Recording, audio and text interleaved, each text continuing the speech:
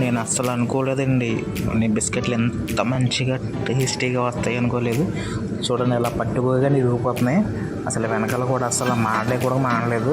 ఎంత పర్ఫెక్ట్గా వస్తాయి నేను అసలు అనుకోలేదు. ఎలా తయారు చేయాలి చూద్దాం. ఓ బౌల్ తీసుకుని అందులో 4 కప్పుల వరకు గోధుమ పిండి వేసాను. మీకు కావాలంటే మైదా పిండి కూడా వాడవచ్చు. నేను గోధుమ పిండి వాడాను. 4 కప్పులకి 2 కప్పులు పంచదార తీసుకొని పంచదారని మిక్సీ పెట్టుకొని పౌడర్లా చేసుకోవాలి. ఇప్పుడు అందులో 2 కలిపి మిక్స్ చేయాలి.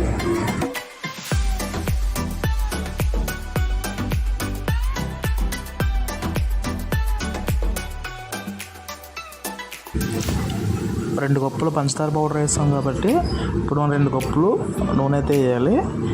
మీరు కావాలంటే నెయ్యి కూడా వాడుకోవచ్చు. నా దగ్గర నెయ్యి లేదు, అందుకని మంచి నూనె పోస్తున్నాను. మనం చపాతీ పిండి కలుపుకుంటాం కదా, మరీ అంత గట్టిగా కాదు, మరీ అంత పలచ కాదు, మీడియంగా కలుపుకోవాలి.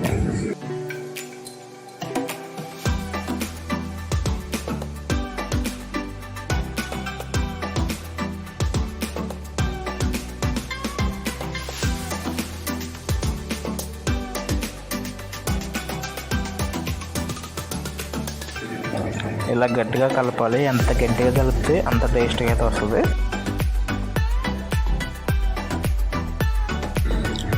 ఇలా మీకు కావాల్సిన కాడికి ఒక ముద్దలా చుట్టుకోవాలి. తర్వాత ఇలా మనం చపాతీ చేస్తాం కదా, ఆ టైప్లో మొత్తం నీట్గా ఒత్తుకోవాలి.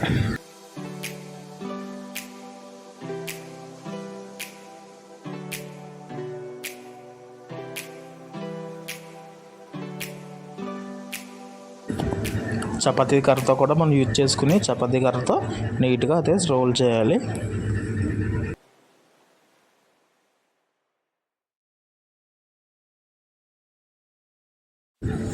తర్వాత మీకు కావాల్సిన షేప్లో చేసుకోవచ్చు. నేనైతే చందమామ బిస్కెట్లు చేస్తాను కాబట్టి ఆ షేప్ రావడానికి నా దగ్గర గరిటె ఉంది. ఆ గరిటెతోనే నేను చేస్తున్నాను.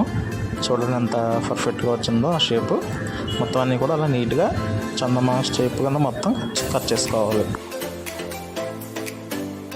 ఒక ప్లేట్ తీసుకుని ఆ ప్లేట్కి ఆయిల్ రాసుకుని ఇలా నీట్గా పరిచేసుకోవాలి. తర్వాత గ్యాస్ వెలిగించి ఒక గిన్నె పెట్టి దాంట్లోకి స్టాండ్ అయితే పెట్టుకొని దాని తర్వాత మనం చేసుకున్న చందమామ బిస్కెట్ల ప్లేట్ అయితే అందులో పెట్టేసుకోవాలి. చాలామంది 5 మినిట్స్ హై ఫ్లేమ్లో పెట్టండి, 10 మినిట్స్ లో ఫ్లేమ్లో పెట్టండి అంటారు.